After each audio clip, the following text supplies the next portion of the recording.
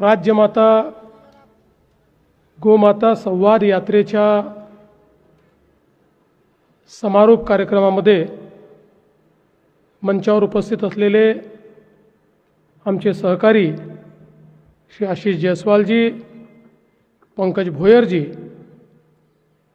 मायाते इवनाते, नीताताई ठाकरे, गोसेवा आयोगाचे अध्यक्ष Shri Shekhar Mundada, doctor Kiran Patil, doctor Nitin Patil, doctor Kamal Kishore Phutane, doctor Shyamkant Patil, doctor Sunil Suryavanshi, Shri Sanat Kumar Gupta, Manish Verma, Sanjay Bhosale, Atul Nerkar, doctor Satish Raju, doctor Manjusha Pundlik, मंचावरील सर्व मान्यवर, या ठिकाणी महाराष्ट्राच्या सर्व जिल्ह्यातनं आलेले गोसेवक भगिनी आणि बंधूंनो, मला अतिशय आनंद आहे की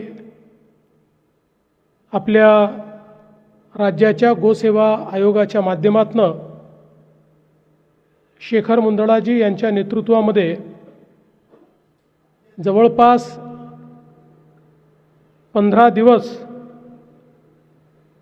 आणि 30 जिल्हे 6000 किलोमीटरचा प्रवास करत ही यात्रा राज्यमाता गोमाता संवाद यात्रा आज नागपूरमध्ये या यात्रेचा आपण समारोप करतोय। खरं म्हणजे महाराष्ट्र गोसेवा आयोग आपण स्थापन केल्यानंतर त्याचे पहिले अध्यक्ष म्हणून मुंदडाजींना आपण त्या ठिकाणी नियुक्त केलं आणि सातत्याने गोसेवेच्या क्षेत्रामध्ये या आयोगाच्या माध्यमातून गोशाळांना कशी मदत करता येईल, गोवंशाचं संवर्धन संरक्षण कसं करता येईल आणि ही संपूर्ण व्यवस्था स्वयंपूर्ण कशी करता येईल या संदर्भात सातत्याने आयोगाच्या माध्यमातून काम चाललेलं आहे आणि महाराष्ट्र शासनाने देखील आयोगाने ज्या ज्या सूचना केल्या त्या सूचनांना अनुरूप अशा पद्धतीने अनेक निर्णय आपण घेतले। आशिष जयस्वालजींनी त्या निर्णयांची माहिती देखील आपल्याला दिली, स्वतः अध्यक्षांनी देखील दिली, त्यामुळे पुन्हा त्याबद्दल बोलणार नाही। पण एक गोष्ट आपल्या सर्वांना माहिती आहे की आपण नेहमी ऐकतो की या भारत देशामध्ये दुधाच्या नद्या व्हायच्या। याचा अर्थ असा होता की भारत देश समृद्ध होता। आपल्याकडे समृद्धीचं प्रतीक काय होतं? दुधादयाच्या नद्या वाहणं हे समृद्धीचं प्रतीक होतं। सोनं चांदी हे समृद्धीचं प्रतीक नव्हतं।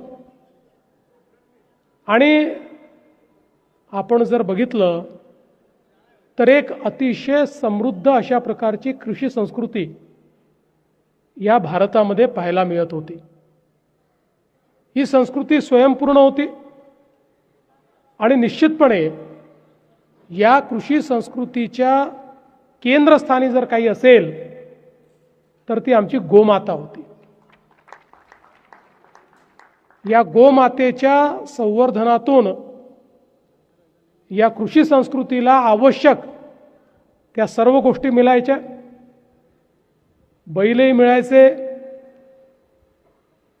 त्या ठिकाणी शेणही मिळायचं, वेगवेगळ्या पद्धतीनं ज्या ज्या गोष्टीचा शेतकऱ्यांना उपयोग आहे, गोमूत्र असेल, अशा सगळ्या गोष्टी या गायीच्या माध्यमातून मिळायच्या।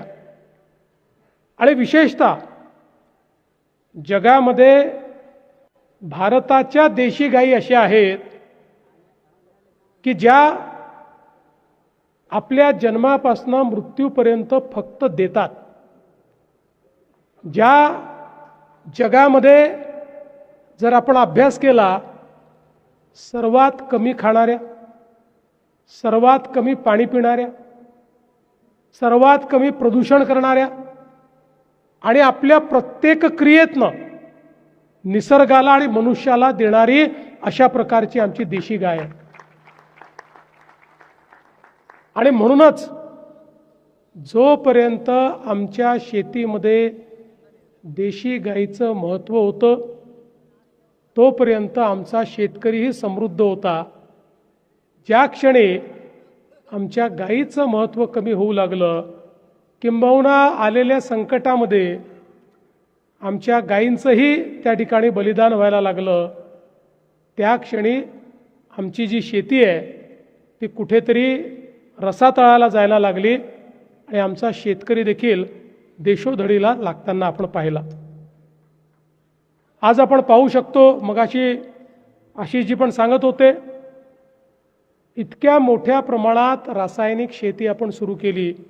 उंदळाजींनी सांगितलं, आज एक काळ आपल्याला आवश्यकता होती, आपण स्वयंपूर्ण नव्हतो, त्यामुळे उत्पादकता आणि उत्पादन वाढवणं हीच आपली प्रायोरिटी होती. 100-125 कोटीच्या देशातल्या लोकांना 2 वेळचं अन्न मिळालं पाहिजे, याकरता जे काही तंत्रज्ञान उपलब्ध असेल त्याचा वापर करून आपण शेतीमध्ये त्या ठिकाणी रासायनिक खतं, वेगवेगळ्या प्रकारच्या फवारण्या, वेगवेगळ्या प्रकारची संकरित बियाणं, अशा अनेक गोष्टी आणल्या. पण नंतर आपल्या सगळ्यांच्याही लक्षात यायला लागलं की आमच्या जमिनीची जी उर्वरा क्षमता आहे ती क्षमता कुठेतरी संपते आहे, किंबहुना आता ती स्थिर झालेली आहे, आता हळूहळू ती खाली जाते आहे. आता जी उत्पादकता कधीतरी या रासायनिक खतांमुळे मिळाली, आता ती उत्पादकताही मिळत नाही. उलट देशभरामध्ये आणि जगभरामध्ये जागतिकीकरणामुळे शेतमालाचे जे भाव आहेत त्या भावांच्या किमती आता जागतिक व्यापारपेठ ठरवते. पण दुसरीकडे शेती करता जी काही आपली लागत आहे ती मात्र सातत्याने वाढते. वेगवेगळ्या पद्धतीच्या गोष्टी उपयोगात आणून उत्पादन खर्च वाढतोय आणि त्या मनाने किमती मात्र वाढू शकत नाहीत.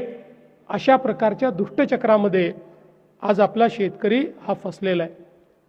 आणि अशा परिस्थितीमध्ये आज पुन्हा एकदा या सगळ्या परिस्थितीवर उपाय म्हणून आपण नैसर्गिक शेतीचा ज्यावेळेस विचार करतो त्यावेळेस त्या नैसर्गिक शेतीचाही केंद्रबिंदू जर काही असेल तर आमची गोमाताच आहे. आमच्या गोमाताच्या शेणापासनं, तिच्या गोमूत्रापासनं या ठिकाणी वेगवेगळ्या प्रकारे जी मिश्रणं आपण तयार करतो, जीवामृत असेल किंवा वेगवेगळ्या पद्धती आहेत ज्या आता तयार झालेल्या आहेत, याच्यामुळे रासायनिक खतं किंवा वेगवेगळ्या प्रकारच्या फवारण्या याही कमी व्हायला लागल्या आहेत. आणि सगळ्यात महत्त्वाचं की आता हे देखील प्रमाणित झालेलं आहे. पूर्वी असं म्हणायचं की नैसर्गिक शेतीकडे गेलं, जीवामृत वगैरे वापरलं तर उत्पादकता कमी होते, पण आता ती परिस्थिती राहिलेली नाही. उलट उत्पादकता वाढते. अनेक लोक आज नैसर्गिक शेती करून आधीपेक्षा 1.5 उत्पादन त्या ठिकाणी घेत आहेत. त्यांचं त्या ठिकाणी उत्पादन खर्च कमी झालेला आहे आणि कुठेतरी शेती ही फायद्यामध्ये येताना दिसते. एवढंच नाही तर वर्षानुवर्ष शेवटी आपल्या घरची गाय म्हणजे त्या कुटुंबाचा सदस्य. गाईला कोणी जनावर मानलंच नाही. गाईला आईचाच दर्जा आमच्याकडे होता.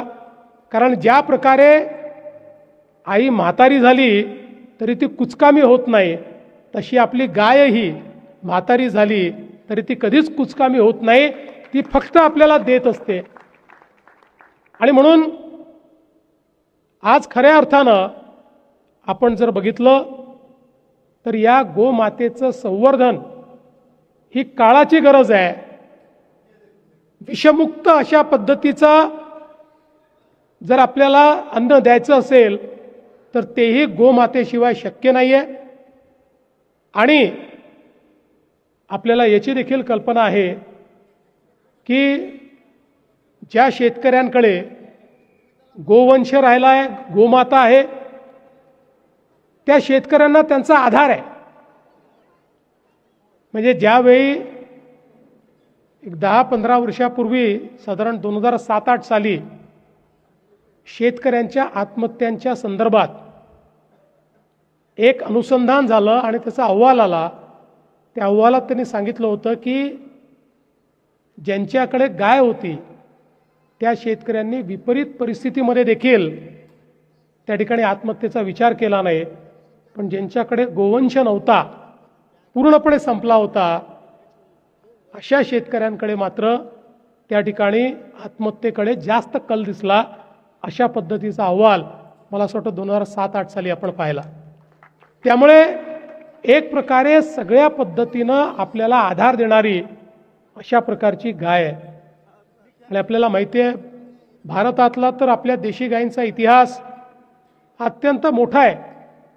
गीर असतील, थारपारकर असतील, राठी असतील, साहिवाल असतील, विशेषतः पाकिस्तानाच्या सिंध भागातली लाल सिंधी असेल, गुजरात, राजस्थान या भागातली आपली देवणी असेल, गवळव असेल, या सगळ्या गायी की ज्यांचं खऱ्या अर्थानं जर आपण योग्य संवर्धन केलं असतं तर कदाचित आज आमच्या शेतीची अवस्था वेगळी राहिली असती. आपल्याला कल्पना आहे की आपलीच गीर गाय ब्राझीलला नेऊन आणि त्या ठिकाणी सेक्स सॉर्टेड सिमेंटचा प्रयोग करून इतक्या मोठ्या प्रमाणात त्यांनी वेगवेगळ्या पद्धतीनं प्रयोग केले आणि दुधामध्ये एक मोठी भरारी ब्राझीलसारख्या देशाने घेतली. जवळपास जगातले 10 प्रमुख देश असे आहेत की ज्या 10 देशांनी आपल्या गायींना नेऊन तिथनं संकरित गायी तयार केल्या आणि त्यांनी ज्या संकरित गायी तयार केल्या त्यामुळे 80% जीन्स हे आपल्या देशी गायींचे. ऑस्ट्रेलियामध्ये असेल, न्यूझीलंडमध्ये असेल, या प्रत्येक ठिकाणी, खरं म्हणजे ब्राझीलमध्ये तर जवळपास 1870 ते 1962 या संपूर्ण कालावधीत भारतीय देशी गायी त्यांनी त्या ठिकाणी नेल्या आणि त्याच्या आधारावर संपूर्ण गोवंशाची रचना ही त्या ठिकाणी ब्राझीलमध्ये केलेली त्यांनी आपण बघितली आहे.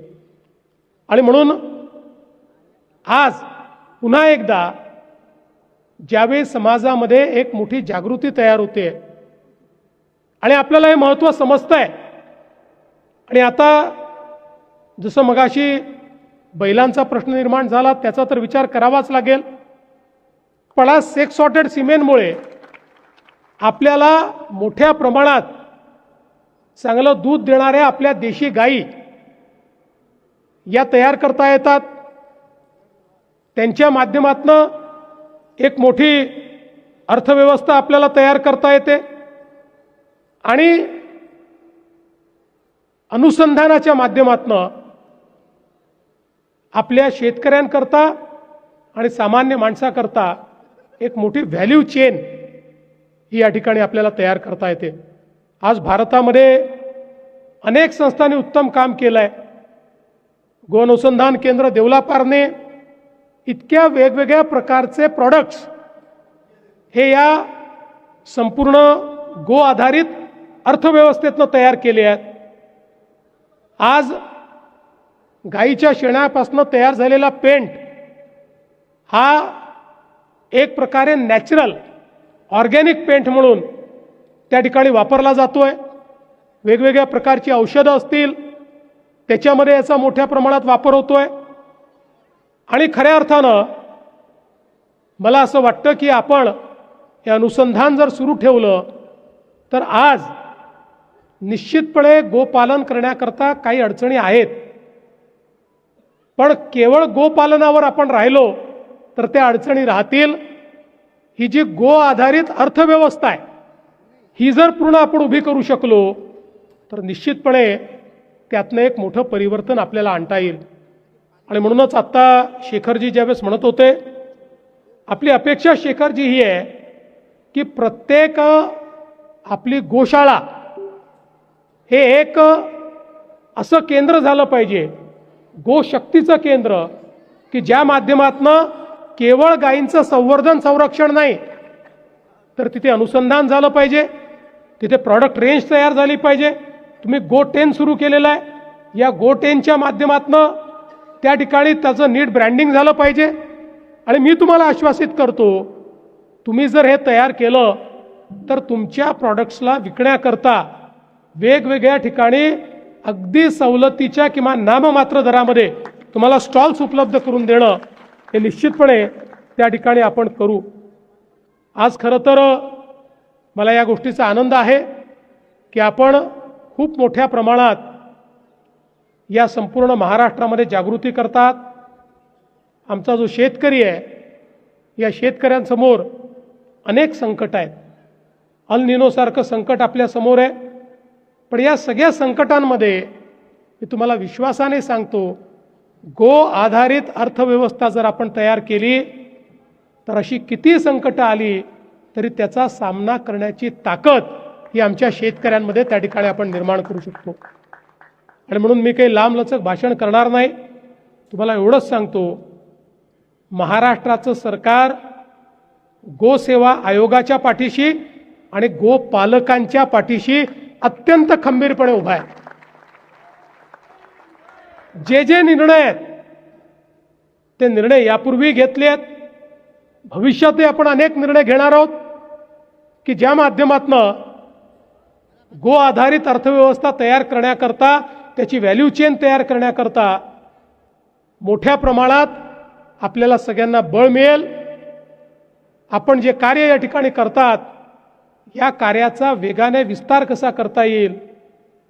आता आम्ही हा निर्णय केलेला आहे, एक मोठा प्लॅन आम्ही तयार केला आहे आणि त्या प्लॅनच्या माध्यमातनं पशुसंवर्धन विभाग जो आहे, जसं मगाशी तुम्ही सांगितलं की आम्ही त्याच्याकरता निधी वाढवला, पण केवळ निधी वाढवणं एवढा प्लॅन नाही आहे. तर आता त्या विभागाला केंद्रस्थानी मानून एक मोठी ग्रोथ स्ट्रॅटेजी आम्ही तयार केली आहे. आणि आमचा प्रयत्न हा असणार आहे की याची जी ग्रोथ आहे ती 25% आम्हाला न्यायची आहे. 25% ग्रोथ रेट त्याचा न्यायचा आहे, जेणेकरून शेतकऱ्यांना शेतीपूरक अशी अर्थव्यवस्था आपल्याला प्राप्त करून देता येईल आणि महाराष्ट्राला आपल्याला पशुपालनाच्या माध्यमातनं मोठ्या प्रमाणात समृद्धी आणता येईल. या सगळ्या आमच्या प्रयत्नांमध्ये आपल्या महाराष्ट्र गोसेवा आयोगाचं एक मोलाचं योगदान असेल. ते योगदान देखील आम्ही निश्चितपणे प्राप्त करून घेऊ हा विश्वास आपल्याला देतो. सर्व या ठिकाणी आलेल्या गोपालकांचं मनापासनं स्वागत करतो, अभिनंदन करतो आणि मला आपण बोलवलं त्याबद्दल आपले आभार मानून मी माझे 2 शब्द संपवतो. धन्यवाद. जय हिंद, जय महाराष्ट्र.